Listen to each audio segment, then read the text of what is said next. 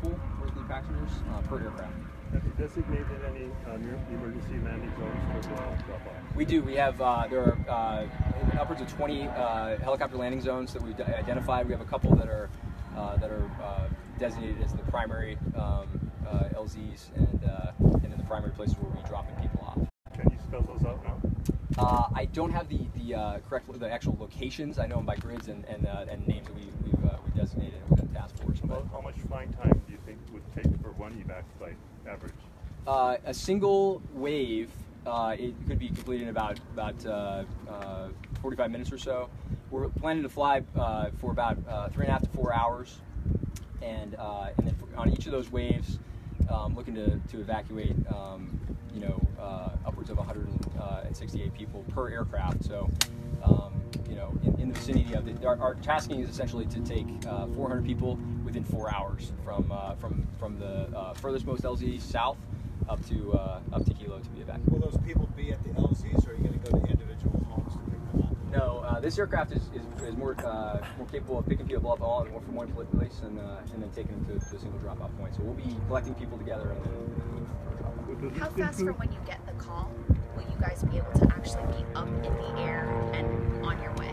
We're on a 1 hour alert right now, so crews are basically poised to run out the planes and get us up within 1 hour. So it's a pretty tight timeline, but the situation is. So Major, given the contingency that an evacuation is going to occur, it's going to be very, very hectic.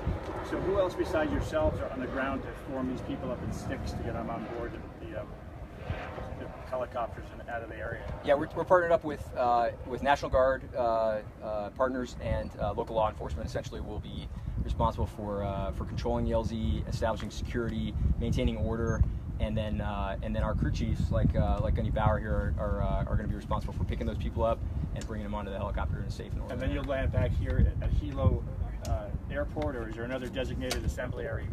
We have another assembly area designated. There's a high school that we're planning to land in the soccer field. Would the list include personal possessions or just personnel?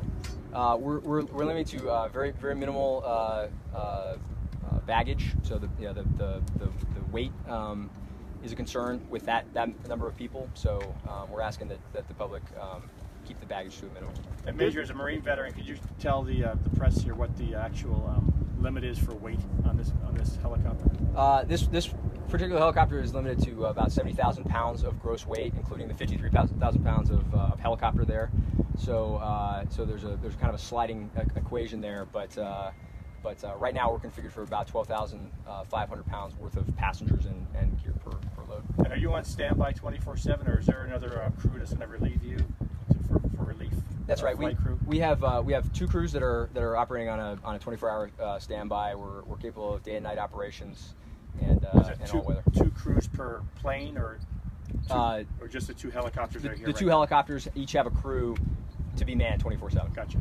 Did you fly to how unique this situation is? You guys are obviously professionals at rescue. You guys have done similar operations in other areas. But is this the first time you guys have been called to duty as the result of a lava threat? And if so, how does that make your operation a little different? Certainly. The lava threat for us is unique. It's new to us. Certainly, bringing order to chaos is what the Marine Corps does, right? That's what we train to do. And because we, train for war, we have an exceptional capacity for peace and to be able to help people in their time of need. So I myself been part of JTF Katrina in 2005, and we have a lot of other Katrina vets on the task force, and I think it's actually a real pleasure to be here to be able to help and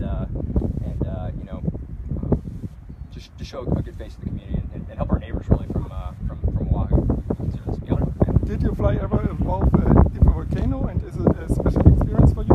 I've never flown around a volcano. It is certainly a special experience. There's a lot of safety considerations when you're flying around a volcano for your engine's performance, generally the heat, and then there's a lot of environmental factors as well, which is the main driver for the evacuations as well. The air quality is a factor, and we're prepared to deal with that if needed.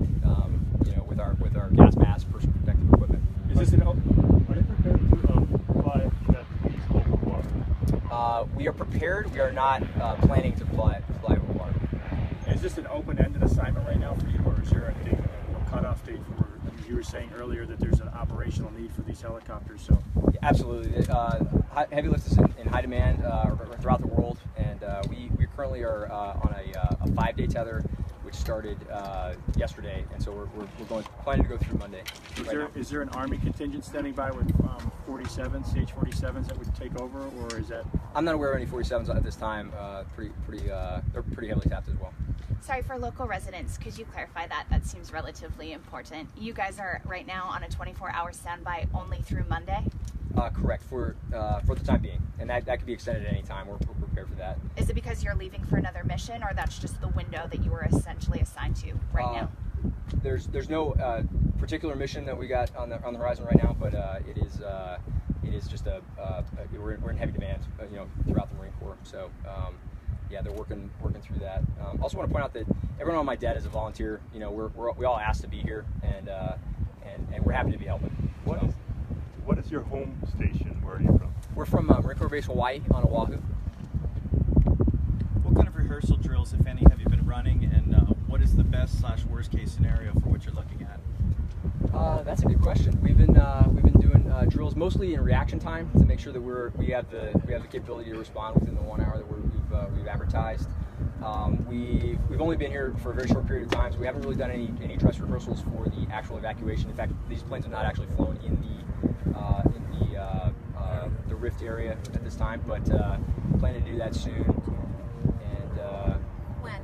Yeah, tomorrow will be the first flight in the area there to get us just familiar with the area. But we've been doing lots of studies with our Air National Guard partners and make sure that we know what we're getting ourselves into. And Major, in the event of some really inclement weather, would that postpone a response time for you? Certainly the weather could get worse at the point where we would not be able to launch these helicopters. They are older helicopters, so not necessarily maybe as capable as some of the newer National Guard assets that have a more all-weather capable platform. But we are prepared to go into some pretty crowded conditions to go help. Are these fitted for all weather though? Or did they have? They're designed to be all weather. The definition of all weather is probably debatable. I have a question for Sergeant Bauer. Right? Yes. Can you tell us a little bit about what's the most important thing you want those folks to know on the ground as they're getting ready to get, if they do have to get in one of these helicopters? What's your mission going to be? Just to know that we'll come out and greet them, give them their protective equipment to put on so they can safely ride on the helicopter, and then we'll assist them on and off. No need to be in a rush. We'll do it in a safe manner, make sure everyone's secure before we take off. Just remain calm and work through the situation the best as possible. What is your preparation in terms of if you have infants or young children, toddler age, in terms of the safety precautions that you guys take for them? Yeah, I'll refer that to the PO. The ECC, the people that are controlling the actual LZ, will be conducting a lot of the screening and the pre-briefing and all those types of considerations, the baggage, things like that. We're really, at this time, we're focused mostly on the response time and the ability to move a lot of people in a hurry. So we'll be showing up. We're ready to move whoever shows up, but yeah, the actual details of that I'm not clear on. And the EOC, they've pre-selected the landing zone where you would be evacuating from out in the hall. We have some preferred LZs. I don't think they've pre-designated any particular LZs. And keep in mind, these aren't the only assets that are out here. We've got an entire JTF worth of air assets that are going to be doing hoist operations if needed, and then assisting with the mass casualty evacuation as well. So, Given that you're flying into an active zone, are you prepared to fly into the sulfur dioxide clouds, the laze clouds, and any ash clouds? Do you have limitations mechanically or personally for your safety? We're prepared. The best recipe to avoid disaster there is avoidance. The same as for the general public. Like, stay away from the conditions that can cause us harm. Right. So we're gonna attempt to do that to the max extent that we can.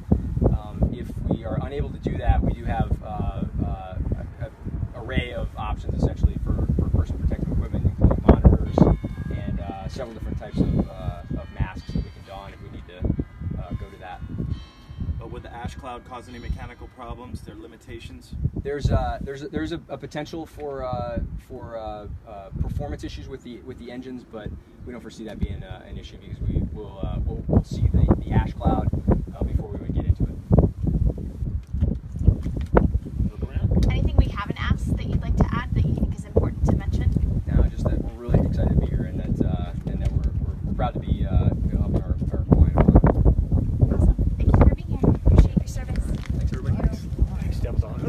Appreciate it, man. No problem. All right. So what are the rules for coming in and seeing it? Absolutely, no problems. Yeah, just probably stay to the left as you come in, and that'll give you a clear walking way all the way to the aft end if you'd like to go through. And Gunny Bear can help you out with that. I'm gonna lower the ramp down for him so he can come. Oh, you can lower it a little more. Yeah, that'd be great. Can I get your name one more time? Sure, it's Major David Bachta, B-A-C-H-T-A. Thank you, Major. No problem. Nice.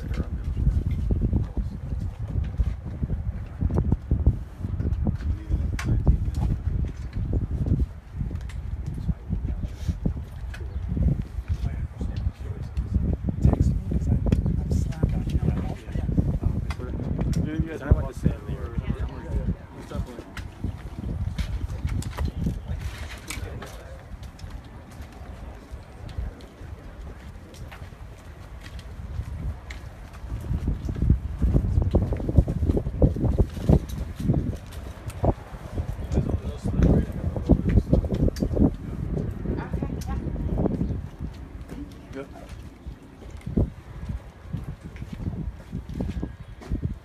Can you just describe this? You said 45 people? Yeah, 45 people. We got outfitted with centerline seats, which normally when we operate we don't keep the centerline seats in, but just due to the evacuation nature of the mission, we installed the centerline seats so we could take more people sooner, if that makes sense. And again, the mission is through Monday? Yeah, it's currently through Monday. It's basically whatever the Joint Task Force asks for us right now. And what's the long-term plan after that? I do not have that information. Okay. Can I get your name? Todd Bauer. B-O-W... B-A-U-E-R. Thank you. Okay, let me try to get Yeah, up most here. definitely. Oh, sorry. Sorry, did I give you your shot? No, that's fine. Okay.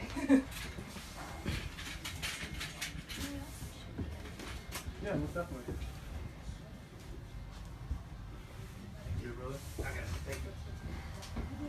So these will be used for evacuation if need be.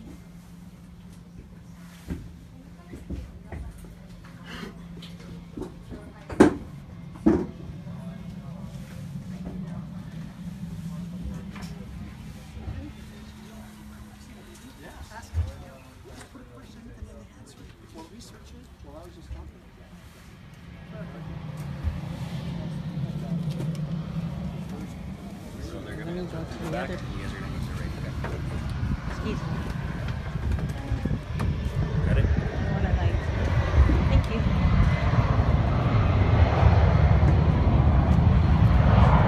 So we'll coordinate a meeting. Thank you.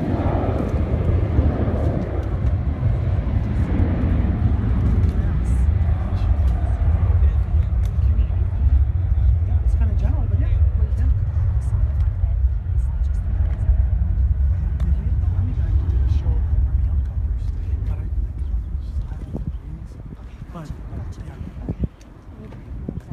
You were late. I know, I'm sorry, but I am on Facebook Live, so can you just come on camera one more time? And I don't know, can you speak about the long-term plan after Monday? Because so these will be here through Monday, is that correct? Yeah, right now these are here till Monday. They might bring another team up, but they were brought here just in case. We don't know what's going to happen or when, so having the Marines here, it's a sense of comfort knowing that they're here, because now we can take out way more people in a quicker amount of time. But come Monday, if the situation is still the same, maybe Joint Task Force 5-0 with the dual status command, he can reach out and he can grab active duty to come help. If he feels the need, then he'll ask active duty, hey, can we have 2 more? So it might be back to back to back. There might be a little bit of a gap, but the Marines and the active duty Army all know that we can call them, and they're all kind of leaning forward, just waiting. So if we need them here in a hurry, we can get them here in a hurry. And just, can you speak a little bit besides these 2 stallions? Yes. Can you speak of the other resources? Yes, we have UH-60 Blackhawks and we have HH-60, and the only difference is the HH-60 Blackhawks, or the medevac, holds less, but that has a hoist. We can pull people out in hard situations one at a time. Very special aircraft. We have 3 of those here in the Hawaii Army National Guard. And then the active duty and the Hawaii National Guard have UH-60 Blackhawks, and we can hold more personnel than the HH can, but that can land in a smaller area than these Sea Stallions. But we'll have a pool of those to pull from as well. Some of those are here, some are on Oahu, but we can pull from active duty and the National Guard. So how many people, again, at one time can we evacuate? I don't know the exact number on that. I apologize that I can get that to you, but I know that they have formulas saying in this amount of time we can get this many people out and this is many turns on this amount of fuel. So what we want people to know is if it's coming, evacuate now. Don't let us have to air evacuate you unless it's an absolute emergency. Please evacuate so you don't put first responders at risk. And how many are at risk at the moment? I don't have an exact number because we don't know who is still in the area and who's already evacuated. Okay. Thank you, Major. You're welcome.